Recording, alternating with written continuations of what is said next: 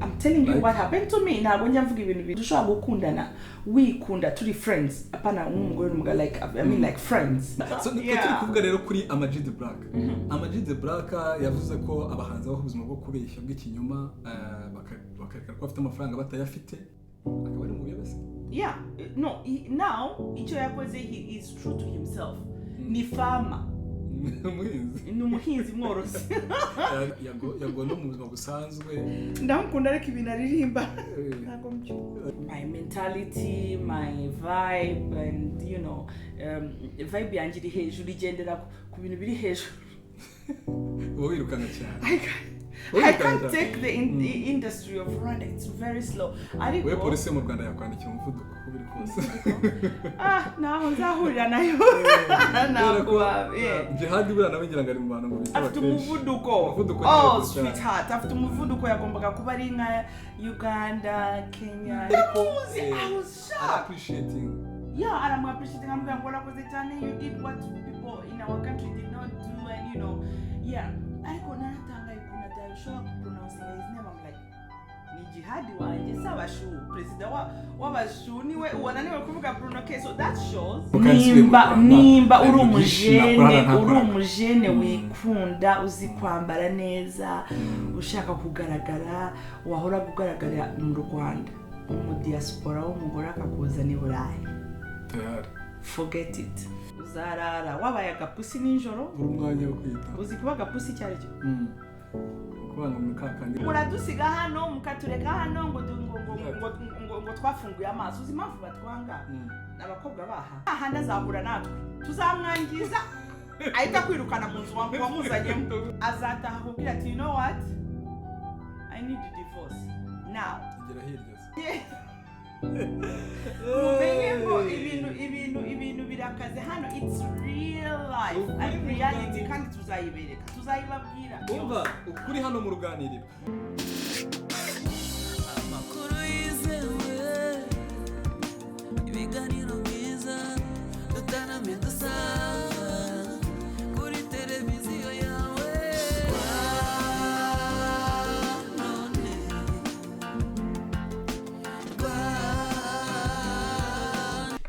Bakunzi ba Rwanone TV nongeye kwasuhuza nimugira amahoro kuri mugoroba ndizera ko mumeze neza. Naimaze iminsi rero tutaganira maze iminsi ifite ibintu byinshi nyuma yo kujya ahantu hatandukanye ngira ngo bagiye bankurikirana kuri TikTok bajya kuri Instagram yanjye haba ya private haba na Instagram isanzwe iyi ngiyi y'akazi. Nekiza ko hari byinshi mwabashije kubona. So rero icyo nababwiye nuko nari mfite ibintu byinshi gukora nabyo nzagenda mberekaho kugira ngo wenda amushire amatsiko abatarabashije kurikira izo mbuga zindi. Kuri ubu rero ubu turagarutse ngira ngo muri kubona umuntu wicaye ahangaha nta wundi rero agiye kubibwira kugira ngo mumumenye, hanyuma nimumara kumenya turaganira ngiye turahorana mumaze kumenyera murabizi ko Yves nyine kuri Rwanone TV aba hari ariko noneho ninde tugiye kuba turi kumwe ninde tugiye kuzabana mu biganiro bigiye bitandukanye kugira ngo mumumenye hanyuma dufashanye nanone mu biri imbere. So reka rero nicare gutya aho mureba neza. Yego nguhaye ikaze rero kuri Rwanone TV umwanya no wawe. Murakoze. Utangira wibwira abadukurikiye kugira ngo murakoze. Ntabwo ari byinshi byo kwivuga. Amazina nitwa Lili in short. Ndi umunyarwandakazi and ndi umumama. Nibyo navuga for now. Ariko ko tugiye tuganira n'abakunzi bacu bazagenda bamenya kurushaho. Yego. Lili ni umumama utuye ahangaha muri Swede. Mba Swede yamaze hano imyaka 3.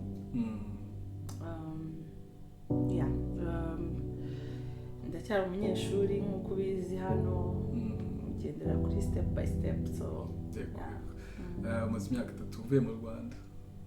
No, nabaga mu Buhinde. So numva ko rero wowe navuye mu Buhinde nza hano. Nari mazeyo almost 8 No, 7. No, 7 years. 8 years. Bivuga ngo umaze imyaka igera muri 11 utari mu gihugu cy'u Rwanda. Ugomba kubivuga nabyo. Oh my god. Well, yeah, maze imyaka 11 ntariyo ariko nari ndiyo last year, December. Nahuye na family and friends, yeah. Oh, wow. Ni byiza cyane rero kuba nawe kuri Rwanone TV. Yeah, ariko ntabwo natinze, namazeyo iminsi 10 gusa. Iminsi 10 gusa. Okay. Ndashaka gusubirayo nkagumayo mu kwezi at least. Kwezi gasiga abana se Zabajyana by God's grace. Zabajyana. Birahenze ariko it's worth it. Nibyo kuko urabizi mu ndege nyine n'umwana arishyura. Oh yeah. Uko byagenda kose urugendo rwose safari. Birahenze cyane, yeah. Cyane ufite family, abana barenze umwe, mutware, all of you. Ntabwo byoroshye ariko it's worth it. Bituma at least nkuko babivuga mu Rwanda batwitirira ngo abantu b'Iburayi mufite ama depressions, bituma depression yacu isubira inyuma nk'imyaka 2. Only one trip karashira ugasanga rwose imwe y'iminsi 30 ikubeshaho iyindi myaka uri happy. Yeah. So Riri, hano kuri Rwanone TV rero twebwe turi abantu bisanzura ni mu rugo uze. Thank you very much. Muri studio za Rwanone TV. Thank you so much. Rwose ntuze kugira ikibazo na kimwe. Be free. Yaba free. Iki nakubwira nuko Rwanone TV ni igitangazamakuru cya Ore Entertainment. Wenda n'abandi namwe n'abandi namwe wenda mutari mubizi neza ariko ngo mumenye ko Rwanone TV ni ikinyamakuru cya Ore Entertainment, ni company yanjye yitwa Ore Entertainment. Yeah. Okay. So Ore Entertainment rero ikora ibintu byinshi, ikora ibigendanye na event management, akabamo gufasha abahanzi mu buryo bumwe cyangwa se ubundi n'ibindi tugenda dutegura bigomba kuzabaho. Ariko muri management wenda ya event ubwo twakoze festival ya mbere. Hashize umwaka habaye festival nakoreye i Kigali, nubwo nayikoze ndi hano. Ni festival yitwa Ijoro rya Kigali. Ijoro rya Kigali. I saw that it's your name on your profile picture. Yeah, Ijoro rya Kigali rero ni festival itegurwa na Ore Entertainment. So yari imeze neza. So murabizi ko mbere nari mfite nanone YouTube channel yitwa Ore Global TV. So uyu munsi ni Rwanone TV.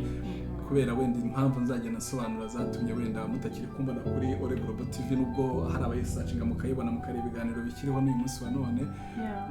Murabizi YouTube channel ijya ibintu by'ibibazo, hari igihe rero ugera ku gihe cyo applying kugira ngo ubone amafaranga, ukabona hari akantu kitambitsemo ukavuga ati mbere yuko ntirwana biriya reka mende gukora ahandi nta wamenye. Exactly. Like uri committed already, ntabwo wabura imbere y'abafana bawe ngo bakubure. Of course you have to appear. Exactly. So gukemura urumva rero nyine iyo Ore Global TV nari ifite yo muri Ore Entertainment. So byose bikomoka ku izina ry'umwana wanjye. Umwana wanjye yitwa Oleg. Fata izina ry'umwana wanjye Oleg. So ndavuga ni umwana wanjye ukuntu mbona amuhanuye cyangwa se kurya azakura avuga ati nanjye. I know that feeling. I know that feeling like umubyeyi. I mean, it's really special. Exactly. Nanjye nisanga ama password yanjye biba byerekeranye n'abana banje. Everything I want to achieve, I want to involve them. Ni ibintu numva I understand. Niho hantu ureba ukabona yuko wongeye kubaho bundi bushya. Bimwe abantu bajya ngo nta myaka 100. Ngiye mba numva nzayirenza kuko nibona mu mwana nkazibona mu buzukuru mba. Nari twari ngiye ubigira cyenyine. Maybe ko bishobora abandi bantu baba because nisanga ibintu byose mbyitirira abana banje. You understand? Niba nabyita kwikunda hari biragenda na topic tugiye kuganira uyu munsi. Ntabwo ari ukwikunda but I mean you uri umubyeyi, there's something else that is born in you. Iyo byari hari ikindi kintu kikuvukamo as well, ariko ku bantu bake abandi bantu b'ababyeyi and they don't care. Mostly ku bagabo. So I'm so proud of you. Thank you so much. I appreciate it. So rero tujya kugana ku kintu cyitwa kwikunda nkuko nari mbivuze ariko none yani kwikunda no buryo navuga ko ari ikintu kinini ariko turaza kukirebaho kwikunda ariko bitandukanye na selfishness abantu wenda bashobora kumva kwikunda to love yourself bakaba batubenda ari byose sibirimo selfishness ibintu nk'ibyo ariko nkawe nkariri ndagira ngo wenda dutangirire kuri wowe kwikunda ni ikintu wavuga gute wenda nkuko nayo bisobanuye wowe bitubwire mu buryo bwawe nkariri njyewe kwikunda it's something personal to me mbifata nkaho ari sije nkuru cyane kuri jewe kuko buriya kwikunda ni ikintu kiri large ikintu kisobanuye ibintu byinshi cyane kwikunda bitangira mu buto ku babyeyi icyo bakwigishije values baguhaye like urukundo bakweretse like mbese bituruka mu buto ikintu bakwigishije kwikunda ntabwo ari ikintu wiga ukuze so iyo mvuze ngo kirimo ibintu byinshi it's quite an emotional subject for me kuko iyo ababyeyi bawe batakweretse value uri muto cyangwa batagukunze uri muto you end up trying to please people to get valuation kandi ibyo ngibyo rero nta munsi n'umwe biguha space yo kwikunda kwikunda birimo confidence kwikunda birimo sacrifice kwikunda birimo to mean if you don't respect my character or my values as myself then you can go kandi hariho abantu benshi cyane kuko iyo utagivinga care about another person kuvuga ngo wikunda ubuzi uriwe you know who you are and you love yourself enough to not please any other person so iyo utakuze n'icyo kintu it's quite difficult birakugora kubaho ubuzima bwawe birakugora cyane kuko always urashaka kuba enough to other people buriya iyo wikunda nuko uba ufite confidence zuko uri enough so loving yourself starts from self confidence starts from way younger like ni ibintu ababyeyi bagomba gukorera abana babo you have to teach your child that he or she has to feel enough has to love herself have to feel loved ugomba gukunda umwana cyane ukamwereka yuko nawe agomba kwikunda ibyo bintu biroroshye kubibamo muri societe kuko muri societe duturukamo biragoye kuko n'ababyeyi bacu ntabwo like yubu societe yubu it's quite easy ndashaka ndifuza yuko twabitangira ubu ariko nkatwe bavutse before it was not easy n'umubyeyi wawe kuvugisha hi how are you how was your day byabaga bigoye cyane mama yavaga ku kazi papa nawe yagiye guhiga imibereho baje bananiwe you are home like bakaza bakoga bakaryama gusa mupfa kuba mwaryamye that's all so kwikunda the way I will say icyo mubwiye cyo ni it's a very big large thing a large statement point for me like I have a lot of examples about that or lessons about that kwikunda ni ibintu like mostly icyambere ntabwo ushobora kwikunda uko twarezwe muri society je nakuriyemo ntabwo ushobora kwikunda uri umukene gute rero okay iyo uri umukene ukikunda nta mukire wakwegera abantu ntabwo already bagukunda bavuga ngo uribona kandi nta muntu wibona nta mafaranga afite so somehow uba like ndikubwira ibyo nge nakuze uko nakuze iyo wikundaga nkuko ukerekana character cyangwa byizanye kwerekana ko wikunze I love myself sishaka gukora ikindi cyo bagenzi banjye bari gukora kandi bane bafite amafaranga ugasanga sesuru nguyu arimo kuvuga iki amafaranga afite ari kwikunda ari kwibona ari kwigira umuntu atari nta n'ikintu ariho bikangwa ku sacrificing akwa kundi ukababara mu mutima ariko you have nothing to do. So kwikunda, I think kwikunda you have to give yourself time ugatekereza cyane uti okay ndashaka kwishyira imbere, I have to put myself first. Ninishyira imbere, do I have the resources for that? Do I have the decision? If you love yourself, you have to make a decision. Hari abantu ugomba gukura mu buzima bwawe because what they do doesn't make you happy. Kandi ikintu kitagushimishije, please don't do it. So like gifted very many things to talk about really.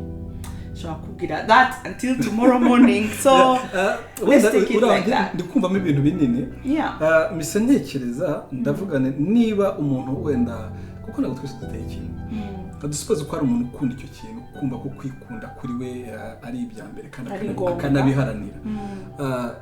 Wenda ugasanga nkuko bivuze avuka mu muryango wenda utifashije kandi akeneye abantu kugira ngo ibintu one way another agira hano. Kandi kwikunda rega buriya ni it's like an attitude, it's a lifestyle. It's a lifestyle. So none ukibaza. Yeah. Your lifestyle raza kuyishira kuri mugenzi wawe ufite a nasty attitude, nasty character. Hari ukuntu dushobora gukundana wikunda turi friends apana umugore like I mean like friends. Ugasanga njewe ndi inshuti yawe kuva kera turi abana turi inshuti but I'm nasty, you know. Ariko kubera ukuntu wowe wikunda ufite values zawe zitajyanye n'izanjye kandi jewe umushuti wawe uri nasty ni jewe ufite note byakubaho. Yeah, I'm telling you what happened to me. Ntabwo njya mvuga ibintu nafite proof nangwa nazi ibintu byose tuzajya tuganira hano mu kiganiro. Please believe it. Ni ibintu naciyemo, ni ibintu mfiteho experience like yeah byabayeho akenshi cyane. Imana ishimwe ko nageze i Burayi. My haters listen. So life yarahindutse. Now I have options. Wow. Yeah, I can choose friends. I can choose what to wear. I can choose where to go. Thanks to God. Ariko hari abantu bafite values bikunda cyane ariko ugasanga because ubushobozi nabo hari ugasanga agiye kubyinana n'ingurube mu byondo because she or he has no choice. Ariko yikunda for sure avuga ati ntabwo ikintu nakagikoze really. It doesn't, you know, it doesn't make me happy. Ariko ukabikora kugira ngo uwo nasty friend wawe ufite amafaranga ejo azaguha igihumbi cyo kurya. So nukuvuga ngo nukwemera kuba inkoma amashyi cyangwa se no, it's life. Ari agastory.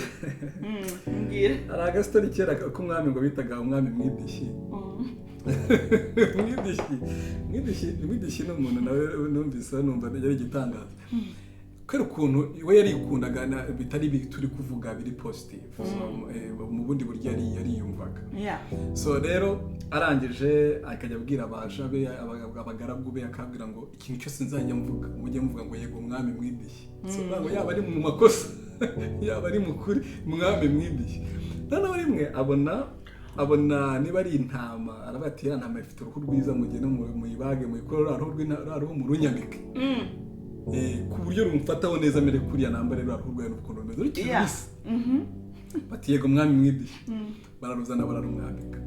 Uruhu ruragenda uruhu buri uko rugenda rukamuka mu ruhu rwuma niko rwagendaga rumufata ku mubiri kuko ari amaraso n'amazi abari mu ko bigenda bigenda rumumva. N'ibinure by'uruhu bikamukanyaga. None ko imukanyaga akayabwa ati uruhu rurankanyaga. Bati yego ruramukanyaga mwami mwidishi. Hagashira umwati uruhu rurankanyaga ati yego ruramukanyaga mwami. Ati numva ndi guhera umwuka ati yego guhera umwuka mwami mwidishi. Kwete n'usabwe bagomba kujya bemera ibyavuze. Kugira ku munota wa nyuma mwami mwidishi agiye gushamuka ati ndapfuye mwami mwidishi ati ndapfuye mwami mwidishi.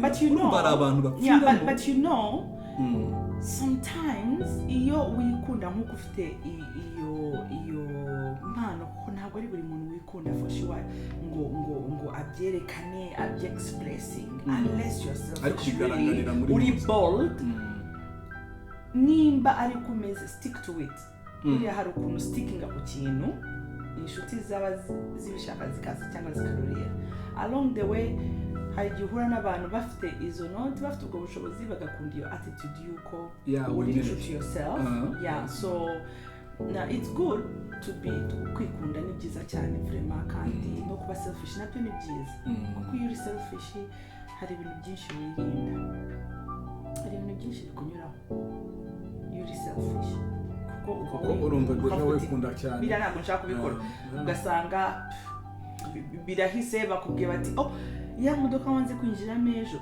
kubera kwikunda kubera abantu bari bayirimo uvuga ngo nabasize nangwa bari gutwara nabi nangwa basinze ntushaka kwinjiramo kubera kwikunda kwawe no kuba bold kuvuga ikintu ko yakoze accident kumva wabikiriyemo gutyo so it's okay. Me in my own case I was weak. Do you understand? I was weak in my own case, so nabaga nikunze like that ariko mpavuga ni mba mugenzi wanjye avuze iki kandi ari we ufite ijambo for now, let's go with it. Ariko hari abantu bikunda ugasanga really none rero tukira aho ngaho none abantu bikunda buri asobanura ushobora kwa achieving goals zabo kurusha abandi kurusha abandi kuko kwikunda biguha freedom yo kumenya uri we ibyo ukunda ukabikora ku murongo. Abantu bikunda by the way most of the times ibintu byabo biri ku murongo abazi icyari bari cyari bukoreshe icyari abantu bikunda most of the times it works out kandi iyo wikunda noneho ufite like ubuzima ufite routine it's easier to live it's easier to survive uri umuntu wikunda yarwara depression atese kandi umva deja we wikunda ntabwo atanga sacrifice yo kubana n'abantu kandi abantu iyo uri surrounded n'abantu ukora sacrifice nyinshi zitakureba ziba abantu ahubwo ntekereza ko kuko iyo umuntu yikunda urumva niba bari wenyine abantu bikunda babaho bonyine so depression kugufata uri wenyine it is very easy my brother. It is very easy, but in another way reka nkwereke ukuntu byoroshye ukora ikintu cyako kikunejeje wahisemo urumva icyo gihe ariko bigusaba ngo wige nanone ikindi kintu cyo kwiginoringa abantu so nukuvuga ngo kutamataringa ku bintu bitafitanye bitahuje values n'amahitamo yawe urugero niba ngiye Yves mvuze ngo ubuzima bwanjye ni muri studio no gukora itangazamakuru so ni itangazamakuru abantu bantuka batera comments ziri negative mpfa kuba ngiye mbona ko ndi mu murongo wanjye ariko mu gihe ngiye guha umwanya wanjye w'abantu bari gutera imijugujugu so birangira aribwo ndwaye depression none nkashaka buri gihe nkora ibintu binezeza abantu kandi you can't ntabwo ushobora gutuma abantu bose bishima cyangwa banezeza at the same time ngo bikunde ahubwo the more ukora ibintu byiza nawe utavuga ngo ukuntu natangiye kutwemera ubwo se ngo wakoze ibyo ngo kugira ngo twereke iki ubwo se ngo uri kuvuga ibyo ngibyo kuko ufite ubwenge kuturusha so urumva abantu bigusanga wanze kure attention yawe ku bantu no muri kwa gukunda ko uyihuze na character yawe so ubeho mu isi umva uryohewe ariko umuntu utaryoherwa ntekiza ko ujya muri depression kuko igihe cyose ahora yumva yuko abaho kubw'abandi bantu iyo ufindinze it's luck iyo ubashije gufindinga out what you love and you do it then it's good then you're okay niyo waburi wenyine iyo ubashije kuzura like finding out what makes you happy what you want I think you don't need people around you really ariko ntabwo byoroshye kugira ngo wizure finding out what makes you happy abantu benshi ikintu kibatwara muri depression they try a lot of things and they don't work out niyo mpamvu usanga abantu bibatwara muri depression because most of the things don't work out bafite too many questions and no answers buriya reka niyo depression ni igihe uba ufite ibibazo byinshi ariko bidafite ibisubizo Riri topic nini njya kubona ubuzima bw'abantu b'abastari wenda sinzi ni wenda ugikurikirana showbiz wenda wenda kukurikirana y'abagande ngiye nkurikirana showbiz y'abanyarwanda cyane no ngiye nkurikirana iz'abagande iz'abanigeria iz'abanyamerika kuko I mean showbiz y'iwacu I'm sorry to say ni mundakara ariko it's really slow. Sorry. It's very slow. It's very slow. Like njya nkurikirana Jihad. I like him. Kunda Jihad kandi? Yeah, cyane. Abashu. Jihad agasobanuye bugari. I like him. So, but I find sometimes like character ya Jihad it's really cool. It's beyond Rwanda industry entertainment. Really? Like, yeah. After how do they call it? Imano? Yeah. Ari talented gusumba anakorera ibyo. Yes, kugusumba umujyi arimo. He's bigger than Kigali. Kwera kavugisha ukuri cyane kwera. No, his vibe. His intelligence. His analysis. Analyze ibintu like you know na vibe ye nuko navuga ndamukunda cyane. Ndiri mejugujugu era mejugujugu sana yero ikunda cyane.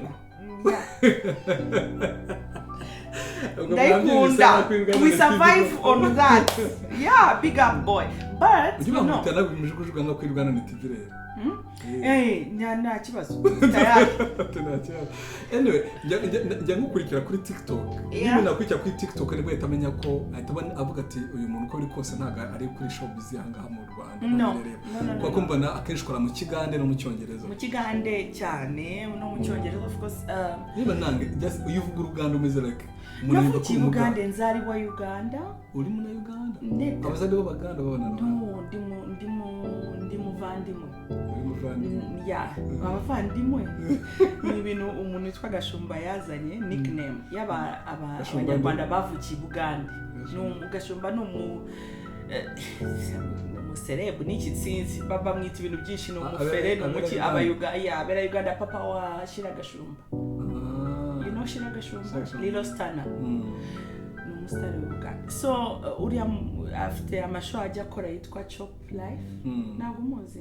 Ndamuzi nubwo mba kwikina gake show bizabo cyane. So woni papa we niwe uri presenting abanyarwanda bavukiye Uganda.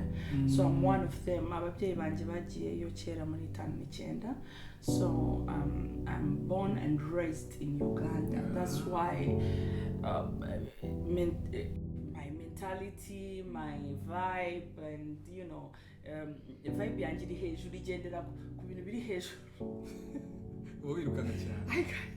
I can't take the industry of Rwanda. It's very slow. We polisi mu Rwanda yakwandikira umuvuduko kubiri kose. Naho nzahurira nayo. Jihad bura nabigira ngari mu bantu ngo bitaba. Afite umuvuduko. Sweetheart, afite umuvuduko yagombaga kuba ari nka Uganda, Kenya, biki. Ejo bundi naramubonye ukuntu hari ikiganiro meruka, is it like 2 days ago? Kuko I'm a subscriber to his channel. Nabonye arimo kuvuga hari umusitare wagiye gushyingura gogo. So rest in peace. Yeah, so umucuranzi w'Uganda witwa Bruno K. Yeah, uzi ngo Jihad yagiye kumuvuga aravuga ngo nimba yitwa ngo Brinoka ngo Brinoku nagara izina rye ariko I was shocked. Appreciating. Yeah, I'm appreciating. I'm going to you did what people in our country did not do, and you know, yeah. I could not show up pronouncing his name. I'm like, Jihad wanje sabashu president wabashu niwe wananiwe kuvuga Bruno K. So that shows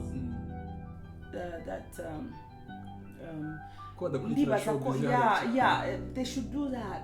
Na kuba uri umuntu uanalysis stories uri yushaka gutera imbere, please mujageze gukora research mumenye n'abandi bo muri East Africa, because if you see East Africa turi hamwe already. They are busy working. What are they working? Ubukwe bw'abakobwa bagiye bavugaho almost 1 month. Bari kuvuga ku muntu umwe ngo niwe witereteye umugabo. Who is that girl? Nuza uravuga Miss Naomi. Sister wenjiramo. Sister undi mukobwa bavuga ngo witereteye umugabo manya ngo niwe wamubwiye ngo I like you first. iyo sije imaze kumara almost 3 weeks. But you know what, nuko bigaragara ko wagira ngo nicyo abanyarwanda bashaka kumva more than ibindi bintu. Okay, well, but then bagende ba digging in. That's what. Anyway, so ibintu byinshi about my country and about the industry. Ariko the industry is too slow. Yeah, ubwo nashaka kuza kuri industry kugira mvuge ko abantu benshi bavuga ko babayeho ubuzima bw'ikinyoma bwo gufaking a life. So njya mbyumva hari umwe mu bahanzi bita Amag the Black. I don't know if you know him. The guy umurapa kandi no umurapa maze imyaka myinshi arapa. So yavuze ko rero ayabaye ubuzima bwinshi bw'ikinyoma. Kunyumvisha indirimbo z'abaraperi biwacu. Dufite abaraperi beza bayida. Ntabwo nzizi. You have to send me links, yeah. Dufite nyuma ya J-Paul bitabye Imana. J-Paul. But you know him. I know him. I know his baby mama. Yeah. He's my friend, Fifi. Fifi. Yeah. She's my. KUBERA kera muri like 2000 something twabaga Nyakabanda. And she was living in Nyamirambo, so she happens to be one of my friends. I come as a number one, but I really love her. So babyaranye umwana usa nk'uwo mugabo yeah. Oh man, he's so rest in peace. Babyaranye umwana usa nkawe photocopy, you know. Yeah, I know him. Wanda Mozi. I should tell you the people I know. Yeah, nyine n'abasaza n'abakecuru nkanje. Nzi uwo J-Paul, nzi Medi, nzi harundi nkunda cyane mushya ariko I can't recall his name.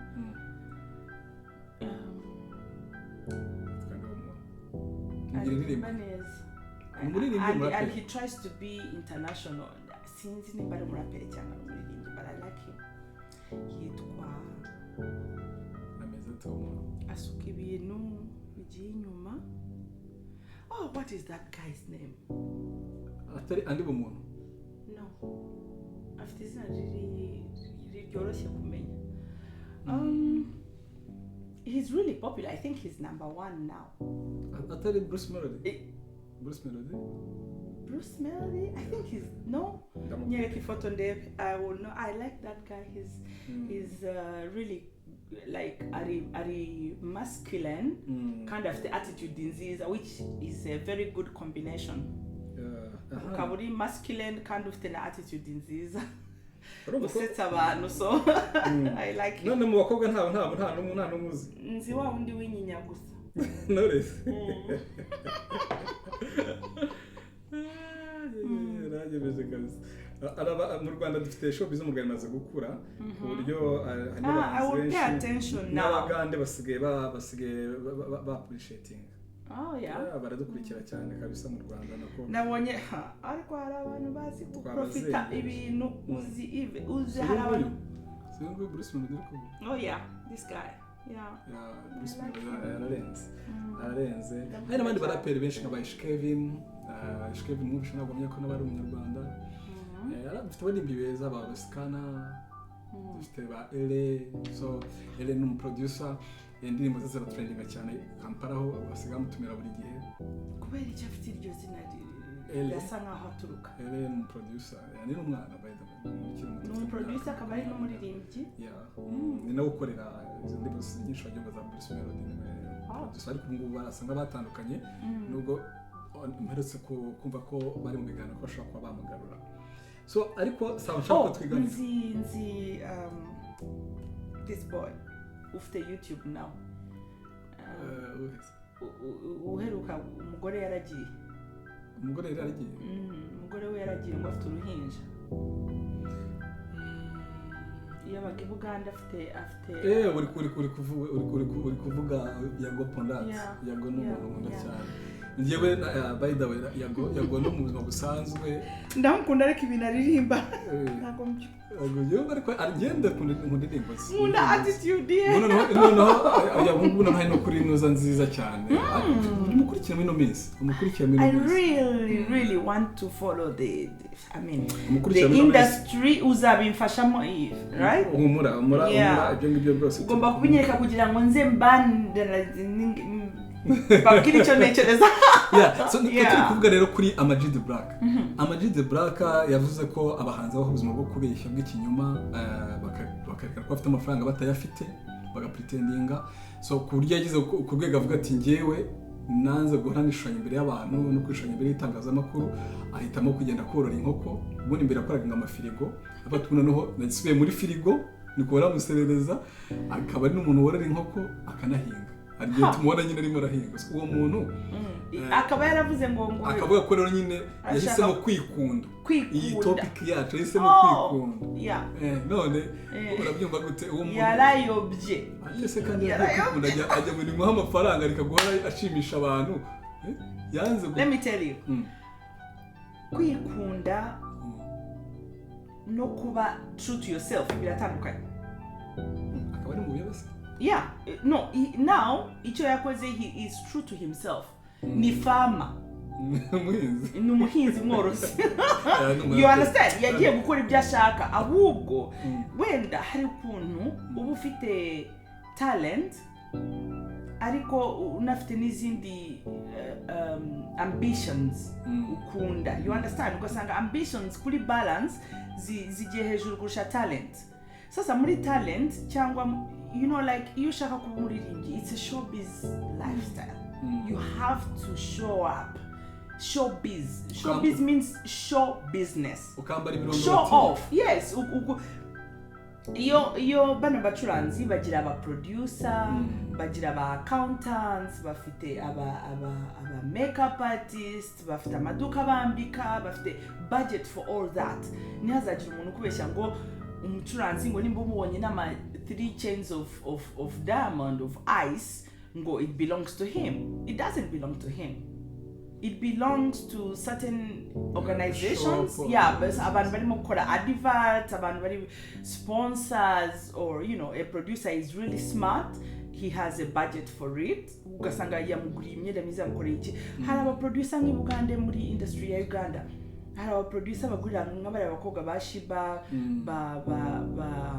who is this girl? Fire Baby. Bari bose baje bafite talent gusa. Producer niwe planninga, akabagurira amazu, akabagurira amamodoka, akabakorera ibiki. That's not fake. You understand? We gusa yarizu yaravuga ati nge nzajya guhinga no kurora. Ntabwo ari kuvuga ngo yari yayobye muri music industry nabeshye kujya gusebya industry. Industry bifite budget y'ibintu byose bakora. None se wari wabyuka ukumva ngo you know, because fake life ni ikintu kiguta mu bibazo. Ugasanga Yves wowe for example wagiye ukodesha isaha yo kwambara kuri show hano muri studio, unaniwe kuyishyura kubera ko umusitari, inkuru irasakaye ngo you know what, Yves burya yari yaje kutwereka Rolex yirata, kumbe nubwo yayishyuye. Ni ukubera ko uba wafekinze, niyo mpamvu abantu bakwita fake, kubera ko ukuri kwavuyeyo. Dusanga ko wayikodesheje kandi udafite na minzi zo kuyishyura. Ubwo rero yiyambitse ubusa yerekanye aho ko yarabayeho nta yes yari yaribeshya, ahubwo ubu ngubu nkuko yibeshye before n'ubu arakibeshya, kuko ntabwo ari izura ngo finding out ati you know what guys, ibintu nari ndimo ntabwo byanshimisha. Icyo nicyo ari kuvuga, ibintu nari ndimo ntibyamaga ntabwo byampaga umwuzure w'umutima. So nabisezeye nagiye, nzajya nzamba kubite akagahiti rimwe na rimwe, ariko nge ubundi mu nkoko n'ingurube. Yarabeshya. Warabeshya rwose, ntabwo ari umuntu, ntabwo he doesn't belong to showbiz. Ashaka kuguza amahiti yakubize. Ama-G the Black uruhinja. No, ibyo ni talent. It's a pure talent. Ariko kuvuga ngo bakubwiye muri yo kugira ngo uze gukora video ugomba kuza wambaye urukweto rutari urwawe, ikoti ritari ryawe, that is showbiz. Nibyo bintu bizanana na talent. You understand? Na producer uzakwemera kuza wanduye ngo kubera ko ubayeho mu mwanda nangwa uri umukene. Ari kintu ngo ngiye numva murera. Ariko by the way no kugafanta kawe naza gukomeza kugukoresha cyane utari kumva. Uri kundakaza na John Black wawe. Uko byagenda kose Majuda Black we ni icyamamare. Yahisemo neza. If it makes him happy, let him stay there. Bano bantu batazi. Wenda si wenyine katubwe no kubandi bose namwe mu byumve. Hariho kubanza kumva show business, kumva iyo business ikorwa gute, ni uruganda rukwiye kubamwo gute, sibyo? Uko arabivuze ni uruganda runini, kapate mu ryo muri cinema, sibyo? Kugira ngo dukore filime igihanze hari umuntu ushinzwe location scouting, mushaka location byonyine, kugira ngo harushinzwe yanditse script bikabanza bigakurikirana bikanozwa neza. Uwo sumwe agenda heza n'abandi bagenda bareba uko script imeze. Kubaririmbye abanga biragoye kugira ngo indirimbo ye abikore gutyo, akora nk'ikintu ashaka guta ajugunya hari. So ukazagira igihe mujya kuri tele mugira umuntu wa makeup, mugira umu producer, udatanga amafaranga ahubwo undi mu producer uza kureba ubuzima bw'abantu kuri tele, hari uzacuruza ibyo bihangano, buri kintu cyose igihe umuntu ugenda ugikurikirana. Urabizi ko umushobora kuba muri kubikora gutyo mwarangije gukora ibyanyu byose, plan yose mwabiha umuntu bisupervising akavuga ati no, musubire inyuma mujye clearing iki kintu. So how can you say ngo urashaka kuba true to yourself udakora wenyine? None ikintu gitangaje, umuntu yumva ko indirimbo y'iminota 3 agiye gukora agatekereza bingana n'iminota 3. Akavuga ngo ndashaka kuba ngo ngavuze gute, ashaka kuba nyine kubaho ubuzima butari fake life. Come on, arabuhaze kubeshya kubaho mu kinyoma. Ubu none ngo ari we ngo abahanzi benshi ngo nabo ngo barimo musaba amafaranga bayiyorerere nk'uko bakamubwira ati mwana ko nakubiswe swanyoreje n'ibihumbi bingahe, ati baze bakore bari kubeshya. It's okay, no ntabwo bashobora kuza gukora kuko abantu barasaba iyo bakeneye ubushobozi, ntabwo ari kuvuga ngo bakure mu buzima bwabo, bakure mu position yabo ngo baze babe nkawe. They don't want to be farmers. Baragusaba ubushobozi kuko iyo farming yawe iri kuguha amafaranga, ariko ntabwo bivuze ngo uze gukureyo umucuruzi yari ngo bazahinge nkawe none se yazayahinga ntibicemo. Anyway, ariko ni byiza kuko abantu wenda bari wenda ndizera ko ari cy'abantu bari kumvamo, ndizera ko muri kumva yuko mbere na mbere it's good ko yizuye akamenya ikintu kimufulfilling, aho yishimiye, what fulfills his heart.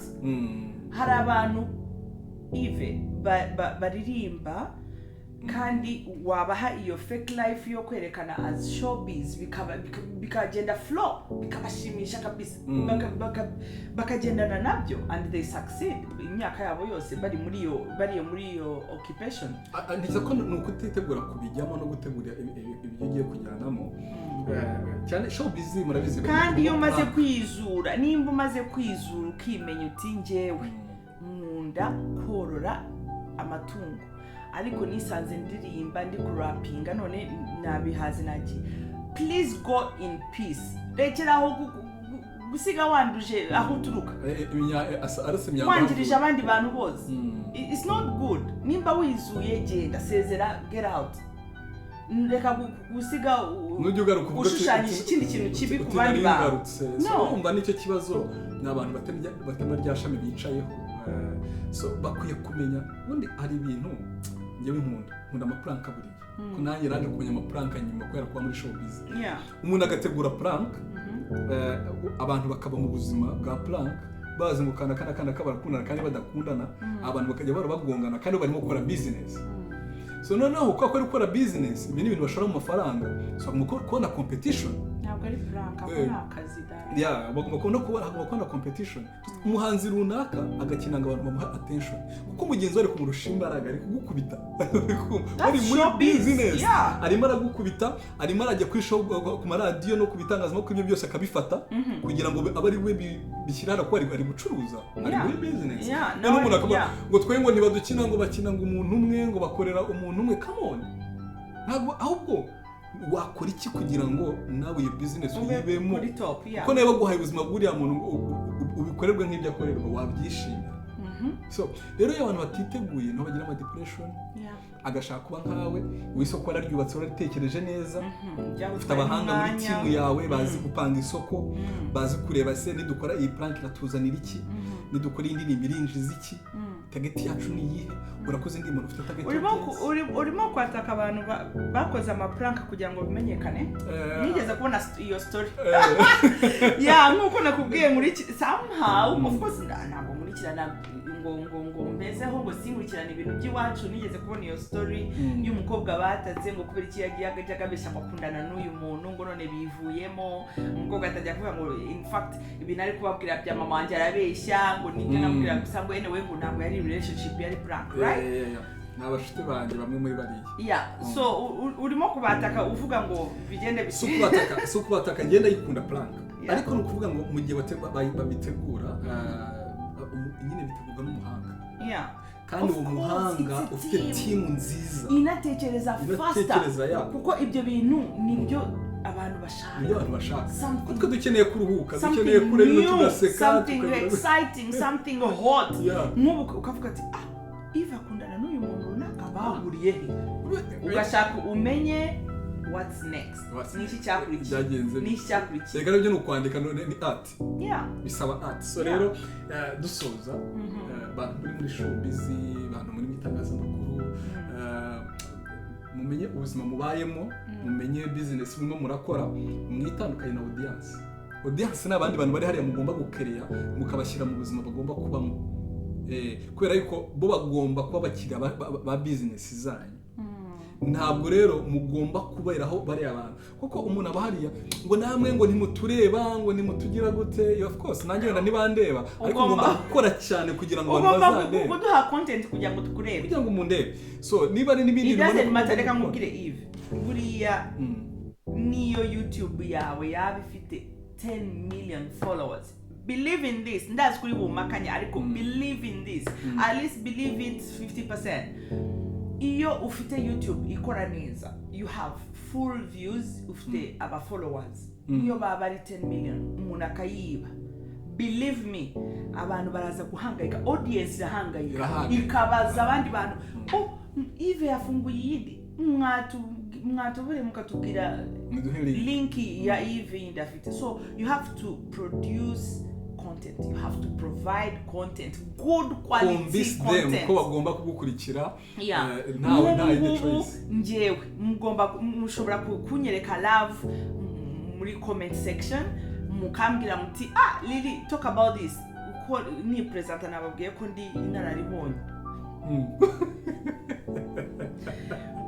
mumbaze mutiriri vuga ku Burayi abantu baza bakadutwarira abakunzi ngo ko ari abadiaspora abantu tugomba kubatakariri handi Burayi tugomba kubabwira amakuru y'ibintu bihabera kandi tukavugisha ukuri abantu mushaka gutravelinga mumbaze muti ni muca mu biki nje mbabwire anything experience mfite ni nyinshi ibyo mfite byo kubaganiriza ni byinshi I have time I'm free ikibazo cyose ushaka kumbaza kibaze muri comments nzajya ngaruka muri kiganiro ngusubize so ubu ngubu bihe byarahindutse my dear there is internet now there is social media ibintu biriyoroshye nkuko turi kumwe hano abantu bo mu Rwanda batureba bifiringa ko turi kumwe in the same country or in the same city because of social media and internet so let's interact reka tuvuge ku bintu biri real reality. If you have a question, ask in the comment.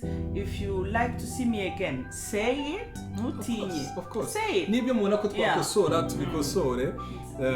Ariko tugomba kuba dufite imisho yo kugira abantu hani Burayi abantu bajya kuzana abakunzi muri Afrika bagira ngo bakakoshona. No, that is a story for another day. Ibyo birababaza.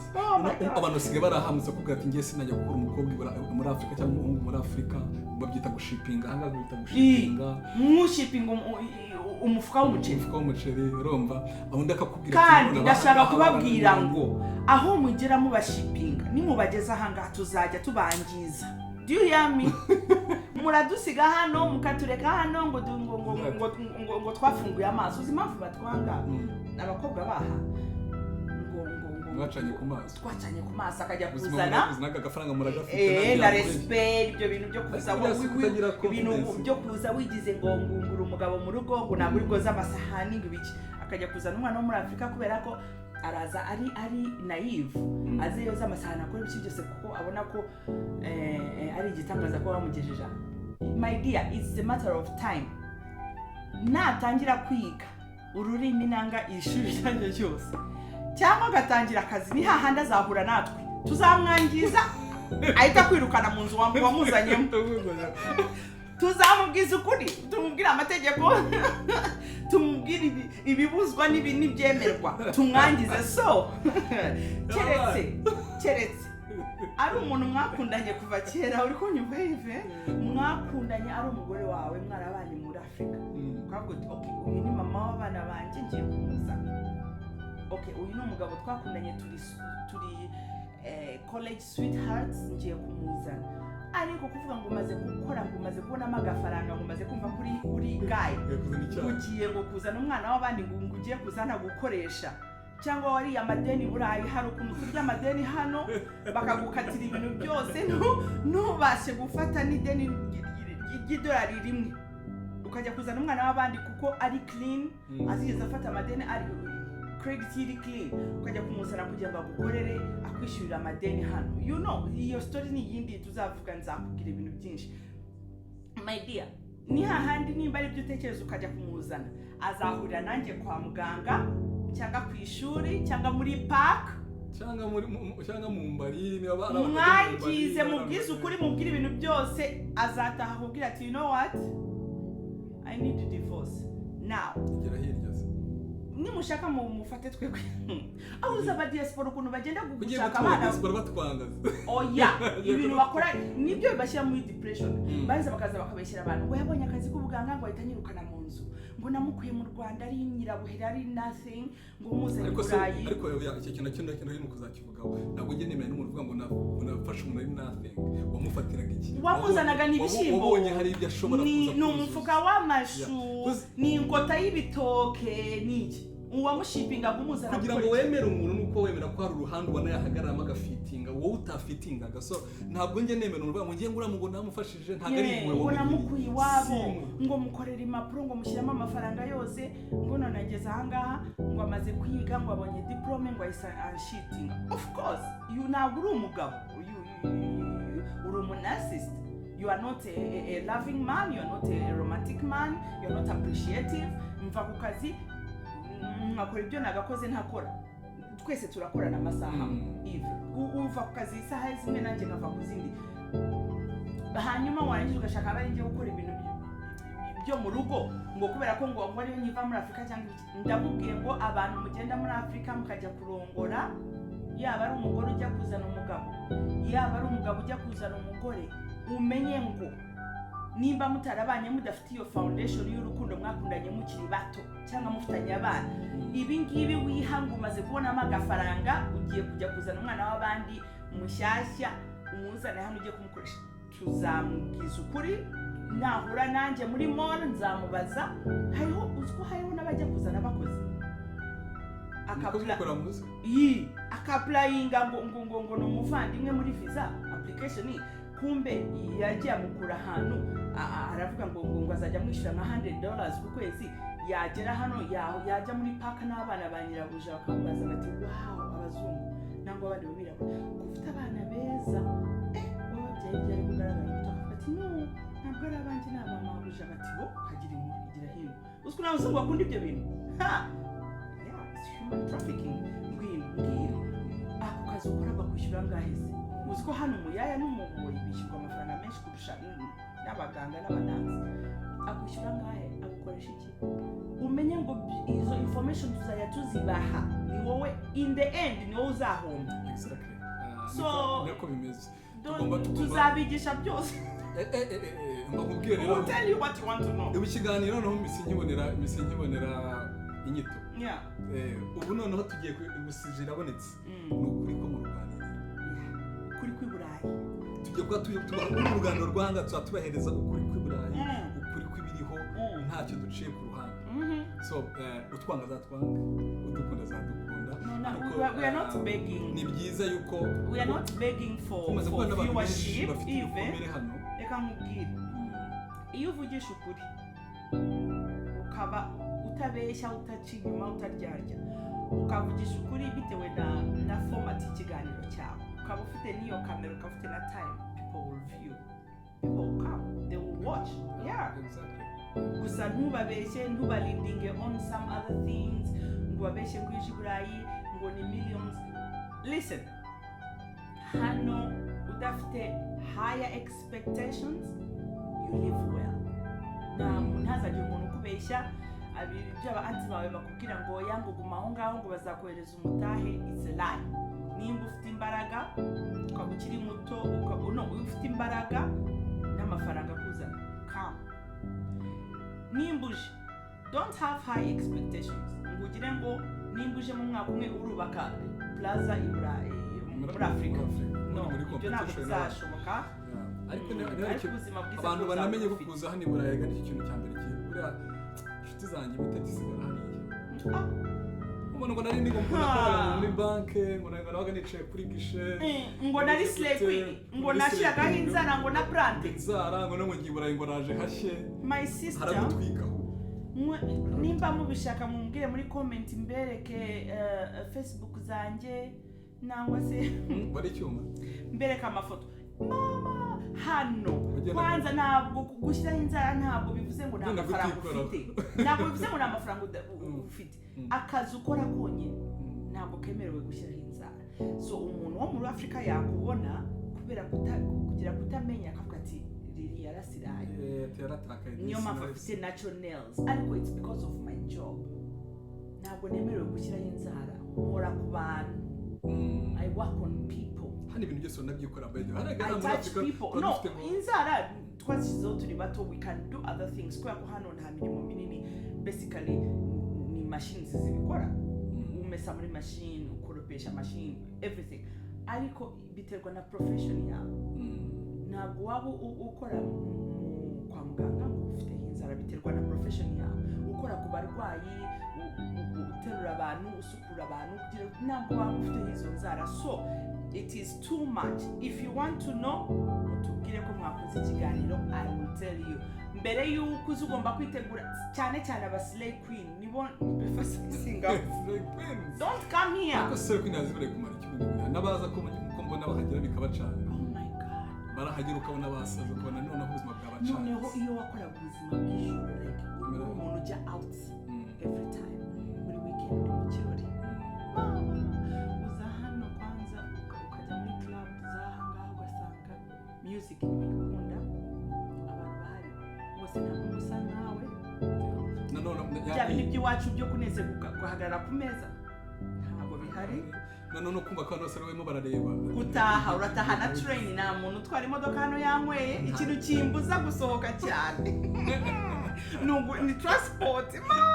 Ariko se mwaberetse mukaza kwa Yesu ubundi mwe bireka basohoka mu bintu. Naza ba Yesu ntabwo basohoka. Twebwe dusohoka ku cyumweru. Nanjye umusohokera he? Ndi kujya negereza gusohoka ku cyumweru mu rusengero. Nuko kwa gatandatu sometimes kwa gatanu naraye masengesho muri veye. Kuki turokora ku mufuse? Nuko nasanze Yesu umwana. Yeah, natwe turabizi ko Yesu excuse me. Urashaka kumbwira ko najya nsenga se? Senga ariko nagira ngo abarokore rwose ndabwire ko ni byiza ko ibintu byose twavuze ibibazo bihari ibyo turareba tunasenga cyane. Niba waragiriwe umugisha wo kuba waragize ufite tara zo gusengera abantu cyangwa se ukumva yuko agakiza kari bugufi kuri wowe, senga kugira ngo abantu baruhuke. Twebwe turi hano kugira dushyira ukuri hanze. Ikinyoma ku mbuga yindi hano gukubita ikinyoma ku mbuga baramufunze naramukundaga nawe afata ku mavuta. Oya njya mureba uriya nawe uriya mwana avugisha ukuri cyane ameze nkanjye. Nawe nubwo ariko showbiz atayirimo irabishye. You see we need people like that. Ndamuna uriya mufata ku mavuta na bituma abantu bahumuka, bituma abantu bumva ukuri. Oya sibyo.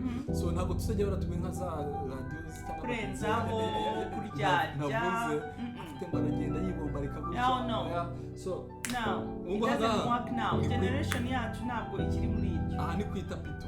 Aho n'abana natwe twari turasakuye tumenye ikiri mu gihuru kivemo, hanyuma abasenga nawe umenye mu kubita isengesho ibyagurukaga bigenda bimanuka.